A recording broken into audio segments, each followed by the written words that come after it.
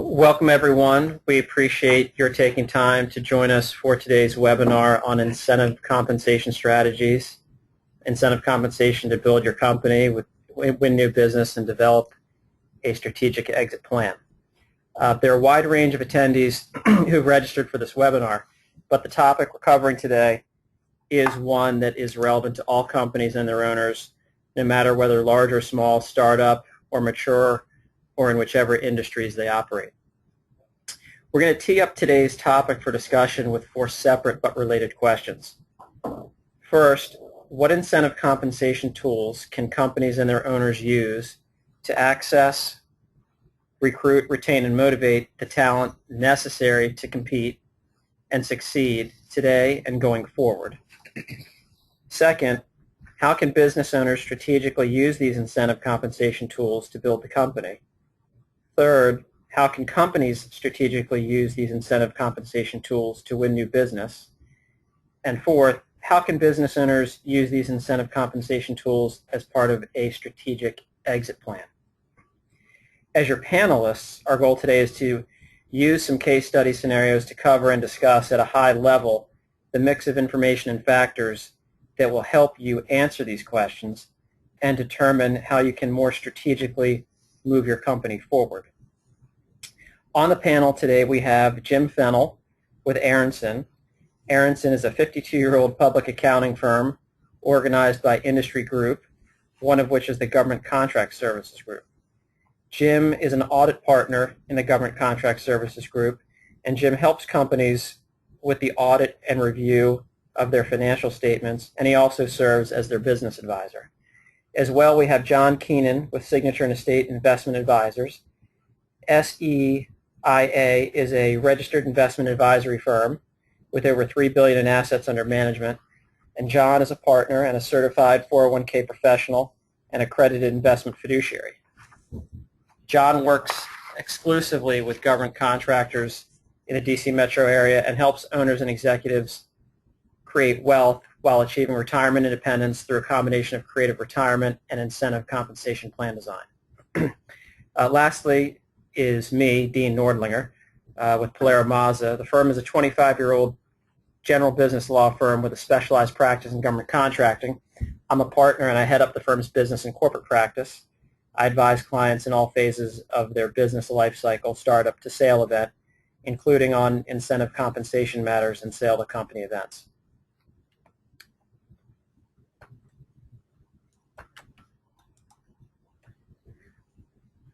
Okay, so to begin with, we have to figure out and determine the appropriate starting point.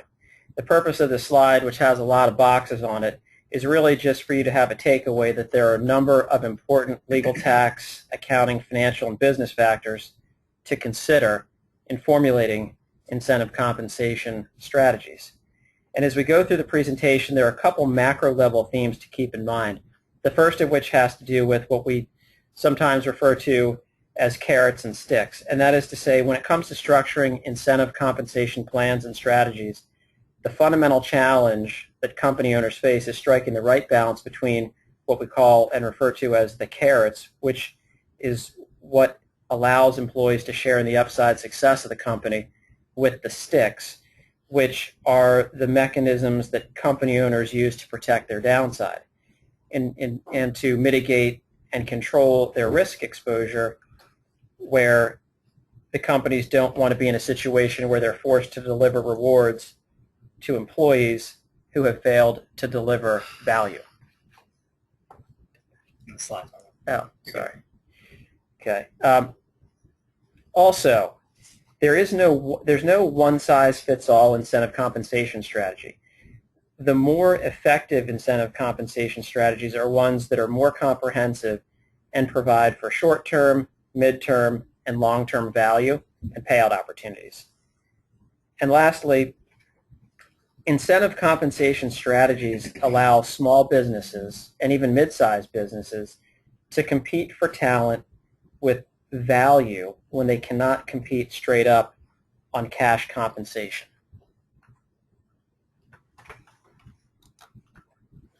So with that, I'm going to turn over the presentation to Jim. So later on in the webinar, we're going to go through a case study. We'll talk about a few goals that a small business might have in relation to incentive plans and go over some possible solutions.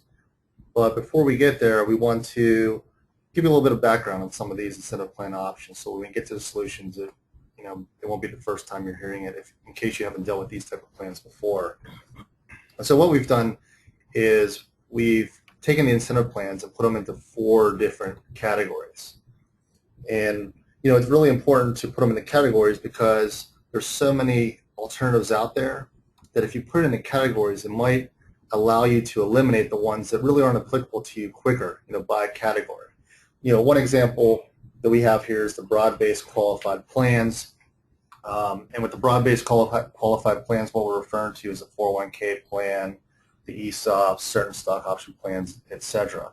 So there's going to be different types of plans within each, within each grouping. But once you understand the features of each group, and we're going to talk about each one of these a little bit, it will help you make a decision which one will best set you up to meet the goals that you set out for your company. And the other thing it will help you determine is how flexible can you be in adopting and rolling out these plans. So the next, we're also going to talk about equity-linked plans and equity plans, but in talking about those, I think the best way to do that really is to do it in a comparative nature. And so in order to understand what equity-linked means, and it's also referred to as synthetic equity, you may have heard that term before. In order to understand equity-linked, you have to understand equity ownership plans. And the reason for that is an equity-linked plan really is an incentive that ties into the performance of real equity, but you're not actually giving up real equity. And that can be a little confusing, especially when you're communicating that to somebody that you're going to award this to. And certainly communication is key. We want all recipients to really understand what they're getting. So an equity-linked plan, again, is not real equity, but it ties to your performance of equity. And some examples are, a SARS or stock appreciation right that's settled in cash, a phantom stock plan, and a restricted stock unit.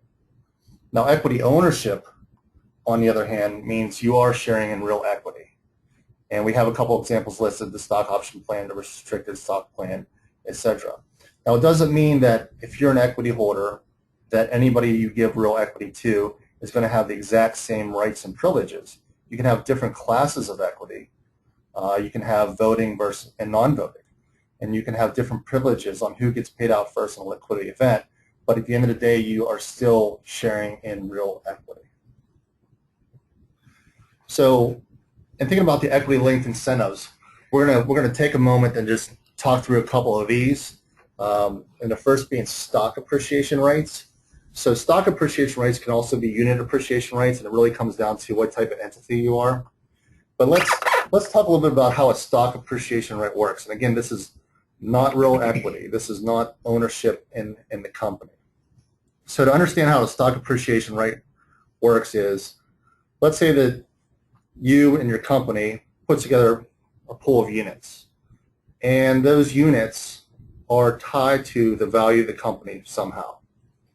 And so let's say that we go ahead and we award 1 unit today, and it's worth $4 today. So I'm going to give an employee, an award certificate that says, here's, you get 1 unit, it's worth $4. What that is that's really the starting point. So the starting point is of no value to that individual. Okay, as you can see in the graph in front of you, there's no SAR value yet, because what happens is you have to work and really help support the growth of the company over time in order to share in any appreciation. Again, hence the name stock appreciation right. You're going to share in appreciation. That said, if the employee or non-employee does not come through with their efforts, or their efforts do not pay off, and then we get to year 2, all of a sudden our value is back down to $4 a share, then the value of the SAR, the value of that unit they hold, is back to 0. It's back to the base value. So the good thing about the SAR is that you have to have success, you have to have appreciation before any reward is earned. And there isn't any investment required with the SAR. So the other thing is, and considering the people receiving the SAR, who may be able to afford it, who may not be able to afford it. You can structure so that it's an award without a buy-in, even though you're sharing in some of the equity rights.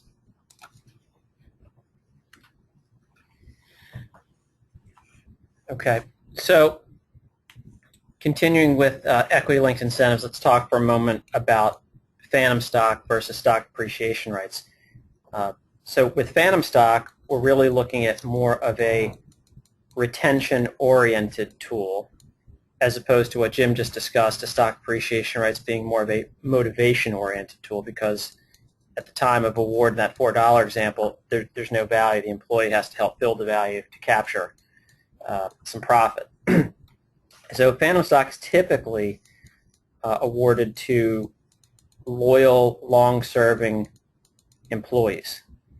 It provides for what we sometimes generically refer to as the full elevator ride in value, meaning that no matter whether the company value goes up or down, there's always some benefit to the employee recipient. And in that regard, that's the carrot.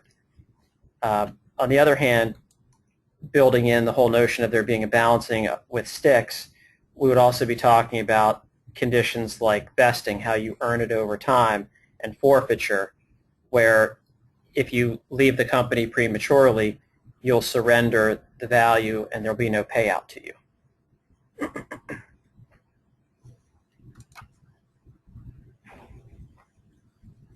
Now, we're going to switch gears for a moment and talk about equity incentives, which, by way of comparison, provide a path for actual ownership interest in the company as compared with stock appreciation rights or phantom stock, again, which more often than not, the whole design in and behind them is to not provide actual ownership. Here we're talking about a path to actual ownership.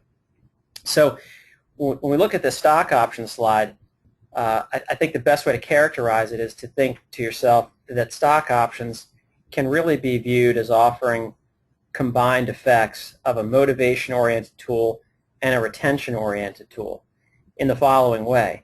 Like a stock appreciation right, there's appreciation above a floor value, that being the exercise price, the strike price, that which you have to pay in order to turn that option into a share of stock. But on the other hand, like a retention-oriented tool, once the option is exercised and the individual is holding stock, they're going to enjoy the full elevator ride in value of the stock, regardless of whether it goes up or down. And additionally, since the holder had to pay money, in other words, put some skin in the game, they're going to have a vested interest in making sure that goes well, because they don't want to put their money in for nothing. Just on a side note here, we have a lot of different types of companies on the webinar today, and this is a scenario where, in the broader picture of incentive compensation strategies, as Jim was alluding to earlier, not every single one of these things may be the right fit for your particular company. So in that regard, if, for example, you happen to be a participant in the 8A program where any changes of ownership of any significance would require the prior approval of the SBA, the notion of putting a stock option plan or otherwise providing true equity to one or more persons it's a little bit tricky and has complication to it. And so the preferred path may really be, and usually is, to focus on equity-linked rewards, meaning phantom stock and stock appreciation rights. So in considering the alternatives in the grouping we talked about previously, we touched upon the equity-linked and the equity plans. And I think those are probably the ones that have the most information to really talk through to consider, because with equity-linked there's a lot of flexibility with it, which creates a lot of questions and a lot of decisions. On the other hand, if we switch gears over to a cash bonus plan, I'm sure there's cash bonus plans that many people in the webinar already have in place. Some of them are very obvious, whether you have a short-term cash bonus plan or a longer-term cash bonus plan. It can be a spot bonus or it can be a commission plan to help drive business opportunities. But even though the cash bonus plan itself is probably the simplest to communicate to the employee, it can also be used for a long-term reward, something similar to an appreciation rate. And I know that we've had situations, just a quick example here, we've had situations where clients have asked us, hey, look, we're thinking about doing a stock appreciation rate or maybe a phantom stock plan for one individual. And for that one individual, what we really like to do is tie it into the transaction. So we have listed on the sheet in front of you a transactional award. We want to go ahead and put that in place. What do you suggest? Well, sometimes, with one individual, maybe it doesn't make sense to go down and do an equity-linked plan. Can we set up a formula where we essentially take the net change in 5 times EBITDA, 4 times EBITDA from today versus the transaction date and make that reward contingent upon the transaction occurring? So the reason of sharing that is, even though there's a lot of basic cash bonus plans out there, there are also some ways that you can make it a little bit more complicated but still achieve some of the goals related to the long-term plans of the company, whether it be transaction related or not. So we're touching on these different types of plans very quickly, since we have an hour to go through this webinar and we're just trying to give you a flavor. But let's say that you go through the different groupings and you decide that the broad-based qualified plans may or may not be for me, the equity-linked plans may or may not be for me. What's really the next step once you start nailing down what alternatives make the most sense for you? Where does your decision-making process go from there? Well, the setup and the monitoring process, kind of phase 2, has a lot of things that you need to consider. So just because you select the plan doesn't mean you're done or you're halfway done. There's a lot there. And one of them that we have listed here is establishing a pool. And what we're getting at there is, if you remember in the SAR example, is let's say that you're going to establish a pool of units, or you're going to set aside some percentage of equity that you're going to plan on sharing. Then the million-dollar question is, how much? What's the magic number? Are you going to share 5%, 3%, 10%? It's not only establishing the pool for today, but what are the plans down the road? So if you give up too much today, you may hijack your ability down the road to bring in a key partner when you're at a completely different place as a company. There's other incentive plan considerations and setup and monitoring, the liquidity, the vesting, and the forfeiture that come into play here. Certainly, when we put an incentive plan in place, we want it there to not only reward, retain, and recruit the employee, but to benefit the company. And so if somebody leaves, what are you going to do? What are you going to put in the plan?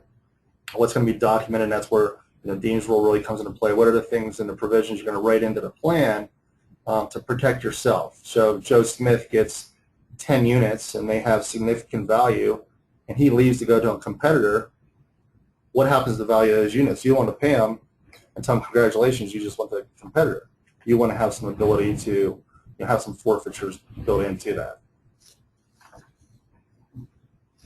So we talked a little bit about incentive plans just to give you some background again for the case study that we're going to go into. But we want to switch gears just for a little bit before we get into the case study, and John's going to share with us some ways to really win new business in an LPTA environment. Thanks, Jim. So we thought we'd shift gears a little bit after talking about the equity and incentive plans for executives. And as many of you are probably experiencing in this environment, fringe rates, or bringing down your fringe rates rather, is a very critical element in terms of winning new RFPs. And so before we get into our executive compensation case study, we wanted to share with you just a quick example that we've seen clients and or other of your competitors implementing, and it may be something that you want to take a look at. So what we did is to try to build a quick sample here. We took a company profile doing about $10 million of revenue with a $6 million payroll. And if they have a retirement plan, this is kind of a very common scenario that we'd see where maybe half of the participants out of 100 actually participate in the plan. And the match, or the cost, rather, of the match is up to 4%, and it provides immediate vesting. So for those of you that might have a handle on your 401k plan, this is what's commonly known as a traditional safe harbor plan. where one would provide a dollar-for-dollar match for the first 3% of your contributions, and then in addition to that, the company would match you 50 cents on the dollar for the next 2. So ultimately, the total spend or liability the company could have for your employee population would be 4%. The immediate vesting portion of this is also a little bit disadvantageous to government contractors, because if you lose a contract or an employee leaves, all of those dollars get forfeited to the employee. So what we've looked at is looking at different considerations for you as an owner or someone running the organization, is how can you actually reduce your fringe rates on the 401k plan, but also offer a competitive benefit in the same time. So one scenario that you might want to consider looking at this or reviewing as you go into the end of the year is look at auto-enrollment as a way to increase participation in past testing. If you're not familiar, the testing issues that the DOL requires you as an organization are the ADP and ACP tests. And if you fail them, it's not the end of the world. What we typically see in the evolution of the maturation of government contracting organizations is a lot of decision makers just want to make this testing go away. So they typically will go to the safe harbor just to pass the test. And as you get to the 10, 15, $20 million thresholds of revenue, you start to realize that the cost of that benefit, potentially, especially in this environment, is starting to make you uncompetitive, maybe against smaller competitors that are capable of doing the work at a lower price. So the second solution that you could consider is, instead of offering up to 4% match, perhaps you consider reducing the match from 4% down to maybe 50 cents on the dollar up to 4. So that could cut your exposure down in half. Or perhaps you could use a combination of number 1 and 2 to fix the testing as well as reduce the costs. And then lastly, and this is something that we've been kind of at the forefront with some of our colleagues here and other partners in the industry, of focusing on looking at ways, and there's a tie-in here between what we're talking about in incentive compensation today, but what if you actually thought outside the box and you took your executives off of the match from the 401k, and let's see what kind of maximum flexibility that could provide you as a government contracting organization. So I've got 2 visuals here, and then we'll go back to our case study. But the idea behind a safe harbor retirement plan is essentially everybody is eligible to get the same benefit.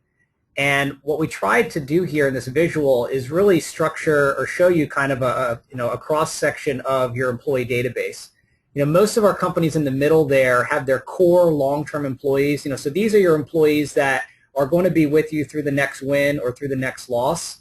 But many of your businesses are set up in a way where some of you are going after higher margin work, which is indicated there on the right hand for HCE, which stands for highly compensated employees. But the HCE, really, what we're defining here is these are contracted, highly compensated employees. And then on the left-hand side of your business organization, you may have lower price, technically acceptable contracts. These might be defined as service contract employees, or maybe it's just some of the lower margin work that you picked up when you were younger. But the ideas of having to provide 4% to all levels of these employees can get cumbersome and sometimes inefficient or less competitive than what's going on in the market. So what we advocate for is a way of potentially thinking about how to bifurcate some of the highly compensated employees out of your 401k plan, so that you may be able to provide a different or a more flexible match that could make you more competitive in this environment. So the last piece on this is really, what does this look like?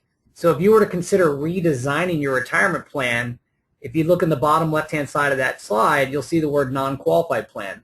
Replace that with executive benefit. I mean, this is basically a non-qualified deferred compensation plan that if you wanted to try to implement this type of strategy, you would have to initiate some sort of benefit like this. But the idea is, once we remove our highly compensated employees out of the match, the Department of Labor is okay with you as an organization discriminating between one contract and the next, or one employee to the next, as long as they are not highly compensated. So what you see there, for example, if I'm going after new work that's been dubbed LPTA, I might want to get very aggressive and say, okay, well, I'm going to offer 0 match if I win this award. That way I can keep my fringe rates down significantly. But on the other hand, I might want to continue to provide something to my core employees to give them some incentive towards retirement for working here long term and reward. So maybe we reduce their match down to 50 cents on the dollar up to 4%. So this is really just a flavor for letting you know that if you do use some of these executive benefits, you could potentially redesign your retirement plan. And just to give you some feedback, and we have a number of clients that are actually implementing this right now and have won, single-digit million-dollar awards based on going after LPTA work, where others who are offering a match benefit where they're not offering that on these particular types of RFPs. So we want to now tee up our small business profile, which is really kind of the meat and potatoes of our presentation today. And if you have questions about that last strategy, I know I went through it a little bit quick. We want to keep us on time here. But if you do have questions or you want to see a case study or a sample of that, feel free to reach out to my email, which I believe is at the end of the slides, which we will send out. And we'd be happy to send out some further information on that. So our case study here, and I'm going to be the director for this section of the slides and the goals, is essentially we looked at the 100 or 200 people that are signed up for the webinar. There's about 100 of you on the call today. And we tried to look at the revenues from the various groups that are here. And most of you fit this profile, so we tried to design our case study around you, the audience here. And most of you are doing anywhere from $5 to $50 million of revenue. We know that some of you have disadvantaged status, whether it's SBA, woman-owned, minority-owned, or SDVOSB. Our typical experience between the three of us, I would say it's fair that commonly we see one owner, but there are a lot of you that may have multiple owners, maybe 3 owners or occasionally a couple more than that. And a lot of you are probably looking to either recruit key talented individuals to help run the infrastructure of the growth that you've experienced, or perhaps you're looking to go out and find other organizations that you can acquire, and trying to figure out some of these executive benefit plans might be a way to provide, as Dean called it, different carrots and sticks for different individuals within the organization. What we see, what our experience is with most companies that fit this revenue bill, is there's typically no path to equity within organizations like this. And I imagine that's why most of you are on this call. So we want to take a look at what other type of equity-like incentives are out there, because these aren't necessarily household items that people understand how they work. And then other things, in my world, we spend a lot of time of looking at some of those enhanced retirement benefits. And then lastly, we will talk about an exit strategy or a third-party sale as an alternative. But predominantly our presentation is really trying to figure out what can you be doing in the here and now if a third-party sale isn't likely today or isn't likely to come up in the next maybe 3 to 5 years. So those are our goals and kind of our census data, if you will, of the prospective client. So now we're going to walk through 6 different goals, and the 3 of us are going to chime in based on different areas of expertise. So our first goal, and this does not mean, Jim mentioned this earlier, in the maturation process of many of your businesses, it would be nice if all this stuff kind of came up in a orderly fashion. But that's typically not how it works. A lot of times opportunities come up, and now all of a sudden your goals or priorities change. But we wanted to kind of give you a flavor for 5 or 6 different goals that we see are common threads for organizations of your size. So this first goal, in no order of priority, where we have an owner who would like to unlock some of the equity from the business to secure their own retirement future. And I know one example off the top of my head, and many of you may be thinking this way, is that with the uncertainty coming out of government shutdown and sequestration, a lot of owners were really spooked about the security of their own well-being financially. And so they're looking for alternative ways to actually extract or unlock some of the equity from the business for their own personal situation. So the first 2 that I'll cover are the concept of using the qualified plans, the broad-based qualified plans that Jim talked about in his presentation. So a defined benefit plan, a DB, or a profit-sharing plan, a PSP. These are traditional qualified plans that for organizations under 100 employees could be a very good solution for an owner, as well as an owner and some key members, to extract anywhere from maybe $50,000 to upwards of $200,000 in pre-tax retirement benefits on an annual basis. We're not going to go into a lot of details about all these solutions. The second one being the ESOP. An ESOP, I know there's a lot of buzz about this. These are very complicated. They're quasi-retirement plans, but there's been a lot of uptick in the interest of ESOP plans in the last 2 years. I think predominantly why we're seeing this in the ESOP world is because the M&A market has definitely dried up to some degree. I think the concerns from banks about doing transactions is not what it used to be 5 years ago. For those of you that do have some disadvantaged status and are looking to maybe unlock some of the equity but not sell all the business, the ESOP could be a very good solution. But in a nutshell, what you're doing with an ESOP is essentially selling a portion or all of your stock to a qualified plan. The beneficiaries of that qualified plan are all of your employees. So Dean's going to talk a little bit about how do you take care of your key employees if that's something that you're looking to do as part of this goal or strategy. But the ESOP can be a really good tool. Unfortunately, it's very complicated to understand. They can be administratively not necessarily cost effective. We typically see organizations doing maybe at least 10, but maybe 15 to $20 million of revenue before the administrative costs really make a lot of sense to consider an ESOP. But for you, if you're an owner on the phone, the benefit of doing this transaction, if structured properly, an ESOP can allow you to sell a portion or all the business tax-free to the ESOP. And the other benefit of the ESOP is the portion of the company that's owned by this entity does not pay any taxes. So another kind of competitive environment, or I guess competitive advantage that you could create in this LPTA environment for your corporation is if a third or 40% of your company is not paying income taxes versus one of your competitors that's fully taxable. That does create an inherent advantage for those of you that are considering this as a solution.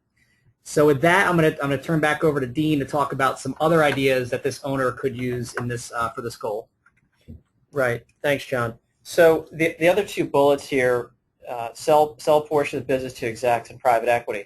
So on the concept of selling a portion of the business to execs, which for some of you may make a lot of sense because you have some key senior experienced people who really are embedded in the company, have been with you for a long time, and perhaps that's something they would be interested in doing is buying in. The trick of that, of course, for the one or more existing owners is how or where does that management team have a substantial enough amount of cash to be able to do that? And we're going to talk about that. But the other ways that they would maybe do it is those execs would maybe go to a bank and borrow money. But the simple truth is that's not a very appetizing possibility for that management group because they haven't been owners before and they're probably pretty reticent to take on that kind of debt if they even could do it. So one of the things I'm going to touch on lightly here, and it'll come up in a later part of the goal scenarios, is the notion of in these there are one or more ways with what John alluded to earlier as these non-qualified deferred compensation benefits where perhaps one or more accounts could be set up for different key people in the organization at the highest level where on an annual basis, for example, based on profitability, the company would contribute X percent of the profits into one or more of these accounts for these people that they would have to vest to over time. But ultimately, one of the purposes of these accounts and the monies in them could be there to be available for that management group to use to buy into the company if they so chose. So let's leave that alone for now, and then let's switch over to private equity. Private equity has obviously for some time now been actively investing in the government contracting industry, and as it relates to a small business profile, companies that, well, let's put it this way, companies that are operating in what we would call the federal priority sector markets, whether that's cybersecurity, cloud computing, IT, healthcare, and that can demonstrate strong projections of cash flow and growth, they may well catch the attention of one or more private equity groups. The tension point, of course, is and in the worst case scenario, if you're 8A, SDVO, woman-owned versus just small, the tension point has to do with control and affiliation. And that is private equity investors typically, even if they're coming in for a minority position, are going to want to have a substantial amount of voice and say-so over the business and operations of the company.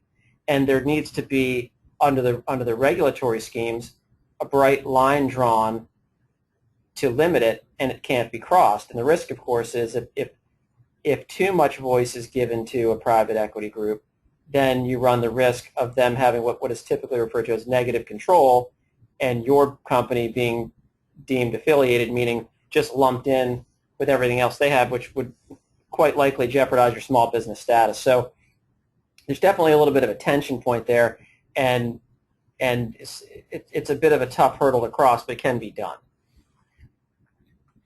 So our second goal, shifting away from the focus of the owner, is perhaps you've realized the organization now needs to start to offer certain incentive plans other than salary and retirement benefits to go out and look at possibly recruiting, or perhaps you're looking inward, just figuring out how to retain and reward your top talent.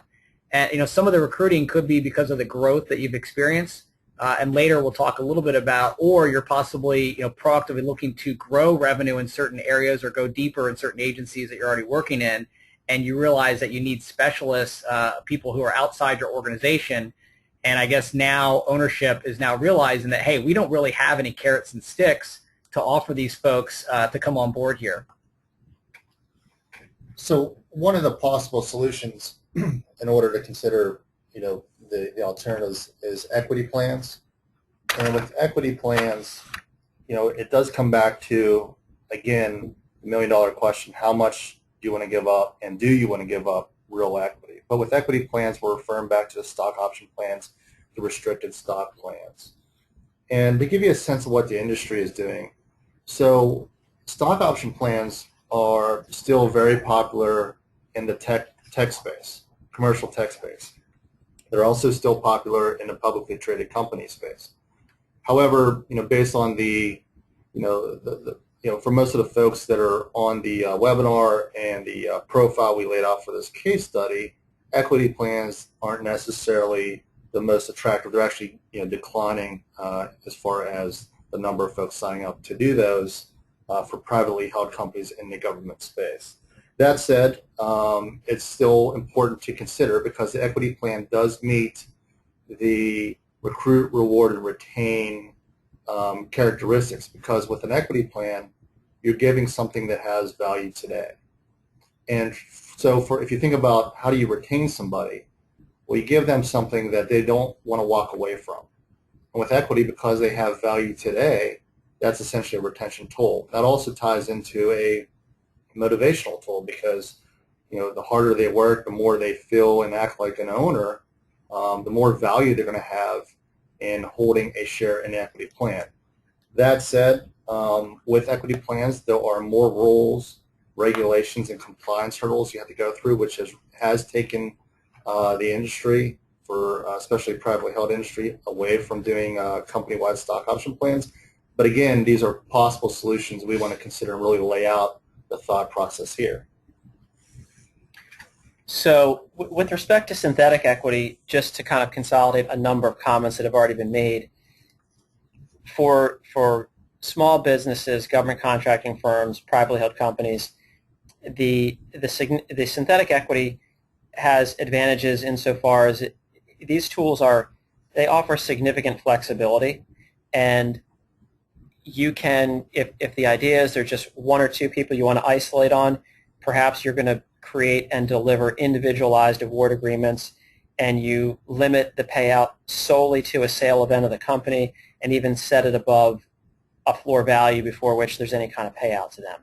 On the other hand, if it's more of a larger group of 5 to 10 key employees, maybe you go the route of some sort of a master plan that lays out the general rules on which awards are going to be made, what the triggering, meaning payout events are, the vesting, the forfeiture, and then by way of individual award certificates under the plan, as we've been discussing, you can customize, as in discriminate, but I don't mean that in a negative way, just give people different terms. For example, under a plan, you may say, generally speaking, the rule is whatever award we give you, it's subject to a 4-year vesting schedule.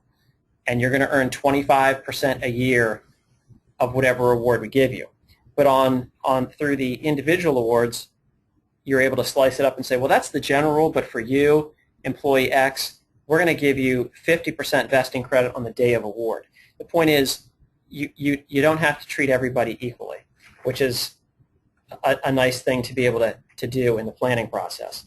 I guess the key element I'd mention on all of these plans is that when you're designing them, your purpose should be twofold, and that is you want to secure the employee's help in the here and now and going forward, but you also want to build in mechanisms where they're not just going to get you to a sale, they're going to help get you through a sale and stick around for that part of the process. So lastly on this goal is, in reading this, I realized we hadn't thrown enough acronyms at you yet in this 45 minutes, so I thought we'd throw one more at you. But this concept of non-qualified deferred compensation, or in parentheses there, SERPs, or Supplemental Executive Retirement Plan. And as Dean just alluded to, a lot of the equity incentive or equity linked type plans are typically triggered based on a change of control or sale of the business. And so a lot of organizations realize is they need something that may not be that long a stretch out in the period of time, or if that sale doesn't happen or the key person has a better opportunity to come around, what do you want to do to have something in between there? So it's longer term than, say, a retirement benefit. It's a cash funded benefit typically, but it's not paid out like the cash incentive bonuses that Jim was talking about earlier. So it's kind of in between. And the idea is we might put handcuffs on it anywhere between 5 and 10 years, and but the executive or key person can actually see the tangible marketable security that's invested there. It's a real benefit to them, and it may not necessarily vest only based on a change of control or sale from the organization. So I think that's a very good layout of all the different types of solutions that are out there. And then one last point before we move on to the next goal is keep in mind this is not a battle of which of these plans is best. A lot of times, as Dean was mentioning, you may have a SARS or phantom stock plan that works very well for 2 or 3 employees, but you have another 5 or 10 employees that you want to reward. You just don't want to necessarily reward them on the back end of the sale of the business. So perhaps maybe the SERP plan is a little bit of a better fit for that group. And many times, I know, Dean and I have worked with a number of different clients this year where we're working on 2 of these types of plans in concert with each other. So our third goal spells a little bit about the concerns of the shelf life for those of you that have disadvantaged status as a business, and what's post life going to look like after the SBA program for your organization? Are you going to be able to maintain some of that business, and or how are you going to grow your revenue in other aspects or diversify? Right. So having laid that out and in keeping with the concept of these, as you said, one-off customized solutions as compared with a form of a broader incentive plan, in this goal scenario, let's sort of look at this as, okay, the current owners have successfully grown the company to what we'll call level X in revenue, but the business is heavily concentrated with 1 or 2 government agency clients and or in 1 or 2 contracts, and the company has the desire to expand and diversify for life after this designated status and wants to get to what we'll call level Y in revenue.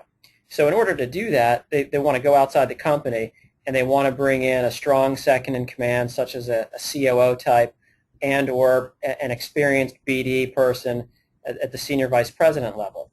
And again, if you're a disadvantaged status company, so 8A, SDVO, woman-owned, there's this notion that you have a compensation limit because you have to be the most highly paid. On the other hand, if you're just a small business, but you also want to avoid or can't afford a big cash run in the present, we want to look at scenarios, some sort of total incentive compensation strategy where you can achieve a tiering of goals. And so in that regard, one type of incentive compensation strategy could involve the payment of a solid base salary, but definitely make sure to be set below the 8A SDVO or woman owner level. Put in some type of a stock appreciation right award in some sort of individualized agreement where that employee is going to come in and get to participate in the value they help create above level X, but not tap into all the prior value that the current owners have built. And then additionally, maybe put in, as John was referring to, a SERP, some sort of 401k-like shadow account that, again, as I mentioned earlier, based on the profitability of the company company puts in X% amount of profits annually. And importantly, this would be an asset that would continue to be titled in the company's name, not the employee. So it's not compensation to the employee presently. And the company, even though they're putting the money in, they don't get a deduction in the present moment, but they'd get a deduction later. You could make it subject to vesting. And also, importantly, and John and I were looking at this for a couple clients recently, if the idea is you're trying to bring talent from another company, maybe they're in a situation where they're going to be forced to leave value on the table, and they don't want to do that. So one of the things that you as a company do is say, okay, we're going to plus you up. We're going to plug that hole for you. We'll put the money into this account, and you'll earn it over time. So there's a lot of flexibility there, and it goes to the idea of a tiered approach. So a similar goal that's related, but perhaps not exactly the same, is this concept of building value, or in most of our minds, really just trying to increase revenue seems to be the ultimate goal. But increasing revenue doesn't always necessarily equate to linear value. And as many of you are potentially looking at a third-party sale as the most viable option for your organization, we want to talk about how you can use these incentive compensations, or what solutions out there that are related to what Dean was just talking about, to go outside the business to help you, grow this revenue or build value. Right. So on that note, a couple ideas. As a rough rule of thumb, as John was alluding to earlier, once you build up to that $30 million revenue threshold, that's roughly about the time where you're going to start to see and attract a broader possible buyer audience. Also, buyers really prefer to see a strong management team in place, and not just the owner or couple owners at the epicenter of everything. And when a company does have a strong management team, that tends to translate into better exit sale terms for the owners, less of an earn-out, less contingent payout. So let's go ahead and look at how we might use incentive compensation to build. We've already looked at how we used it to build up the management team, so let's focus on a couple of the angles at play here. One of which would be to pursue a strategic acquisition of another company or a division of another company, with the goal and effect of, if you do that, well, one thing you're going to hopefully do is acquire past performance of another company, either to strengthen what you would otherwise see as weaker or deficient performance in your own company, or bring in a whole new performance capability to the company to move into a whole other area, line of work, and pursue new clients. Another angle is the notion of adding a NAICS code or changing a company's primary NAICS code to a higher revenue threshold or a higher employee-based size standard to preserve and extend life as a small business. And then even more particularly, if you happen to be in the 8A program, if you do a strategic acquisition, you may be able to position yourself to petition the SBA, say, well, I know I came into the program under such and such NAICS code, but now I'm doing a lot more work in this other area, and I'd like to switch over to this other NAICS code, again, of a higher revenue threshold or an employee-based size standard, which will give you more time in the program, because if you succeed too much, you could find yourself graduating early unless you're able to engage in this kind of a strategic move. And then lastly, the notion of acquiring joint venture, what I'll call joint venture LLCs. Everyone knows that there's complication and prohibition from buying one-off contract vehicles. You can't really do that. So instead, you might be on the lookout for acquiring, say, a joint venture LLC that two companies have come together to create, and there's one or more desirable vehicles in it that you'd like to buy, which is, again, is another way to acquire past performance and beef up your capabilities.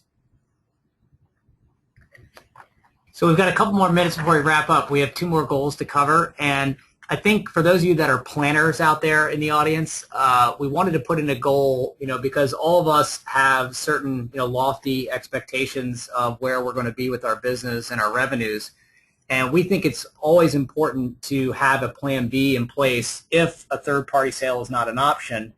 And we wanted to kind of tie some of the concepts that we've built up until this point with the idea of looking at potentially qualified and non-qualified solutions as at a target audience or a target group of employees within the organization. And Dean had alluded to this earlier, a healthy retirement program in your organization could be an asset that is highly advantageous to be used in an ESOP structure. So a little known secret that many of you may not know is that if I've got a 401k plan that ultimately, in 5 years has $2.5 to $5 million of assets, it is possible to pledge up to 50% of those assets to buy out the stock from the owner. So, one strategic opportunity ownership could think about is, hey, a healthy 401k plan might be a possible internal buying source for a portion of the stock. The other idea that Dean was talking about is some of these incentive compensation plans that are funded with real dollars in these SERP or non-qualified deferred compensation arrangements could be a similar idea where if I'm the owner and I'm willing to share maybe $15,000 or $20,000 per key employee that might be making $150,000 to $200,000, if I've got 10 or so people that fit that bill, per year, I might be putting away $250,000 or $300,000, and in 5 years, I might build up another asset on the company balance sheet. Technically, it's the benefit of the executives, but it is a balance sheet asset of the company that could represent anywhere from $1.25 to $2.5 million. So if we had a company with an independent valuation of maybe $8 million, we may have, through proper planning now, created internal buying sources that could take down, 40 to maybe 60% of the stock.